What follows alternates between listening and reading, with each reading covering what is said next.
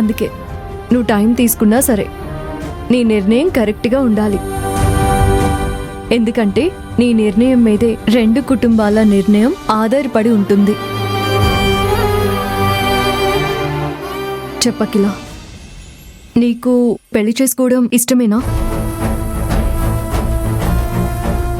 కాదా?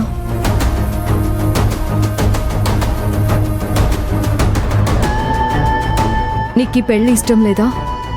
పోనీ నీ మనసులో ఇంకెవరైనా ఉన్నారా?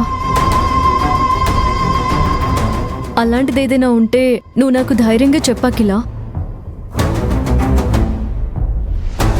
మీ మనసులో వేరే ఆలోచన ఏమైనా ఉందా? లేదు సార్, నా మనసులో ఎలాంటి ఆలోచన లేదు. మీ ఇద్దరం జస్ట్ ఫ్రెండ్స్ అంతే.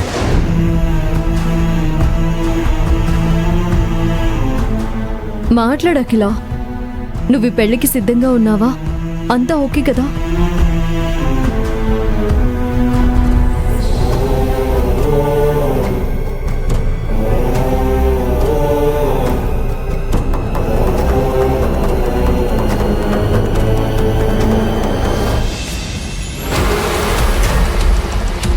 అవునరా వినోద్, అక్క ఎవరితో మాట్లాడుతుందంటో?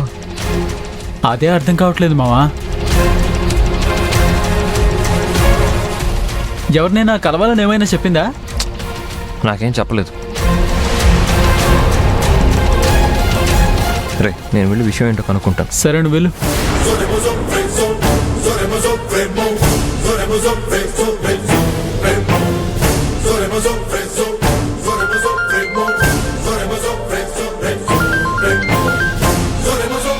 సార్ చెప్పండి సార్. చూడు, ఇప్పటికే చాలా సమస్యలున్నాయని చెప్పినా ఎందుకు నన్ను టార్చర్ చేస్తున్నావు? ఒకసారి చెప్తే నీకు అర్థం కాదా? ప్లీజ్ నన్ను వదిలే. చూడు, నిన్ను కట్టుకుంది అంత ఈజీగా వదిలిపెట్టడానికి కాదు. ఒక భర్తగా ఈ మాత్రం టార్చర్ పెట్టకపోతే ఎలా? ఏమన్నా? భర్త అంటే టార్చర్ పెట్టేవాడా? కష్టంలో కూడా తోడుగా ఉండేవాడు. ఒక్కరోజైనా నన్ను ప్రశాంతంగా ఉండనిచ్చావా? అందరూ భర్తలు వాళ్ళ భార్యలు ఎలా చూసుకుంటున్నారో తెలుసా నీకు? అందరి భర్తల్లా నేను చూసుకుంటే స్పెషలే ఉంది బంగారం. దేవా అంటేనే కొంచెం డిఫరెంట్. చూడు, ఇంతసేపు వేడుకున్నాను, ఇక కాళ్ళ మీద పడ్డమే మిగిలింది. దయచేసి నన్ను వదిలేదేవా. ఇలా ప్రతి నెల డబ్బులు ఇవ్వటం నా వల్ల కాదు. ప్లీజ్ అర్థం చేసుకో. అరే, ఇలా మాట్లాడుతున్నావేంటి త్రిపుర? నువ్వు డబ్బులు ఇవ్వకపోతే నేను ఎక్కడికి వెళ్ళాలి? ఎలా బ్రతకాలి? నేను మనిషినే కదా, ఖర్చులుంటాయి కదా, ఎవరిస్తారు? సంపాదించుకో. అసలు నేను నీకెందుకు డబ్బులు ఇవ్వాలి?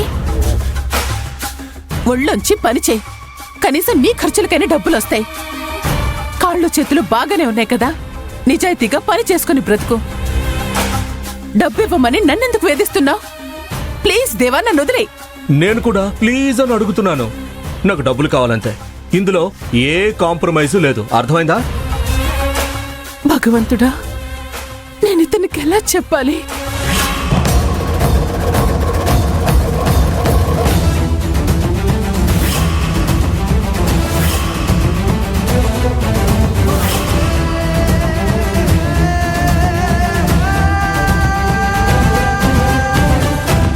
అక్క,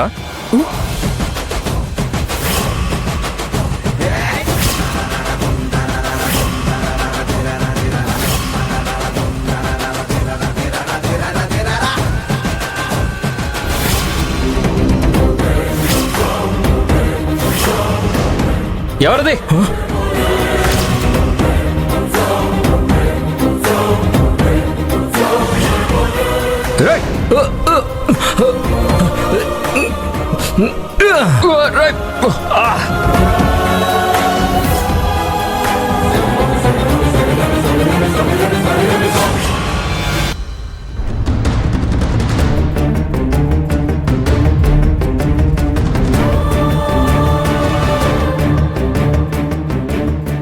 ఏంటే ఇంకా ఆలోచిస్తున్నావు?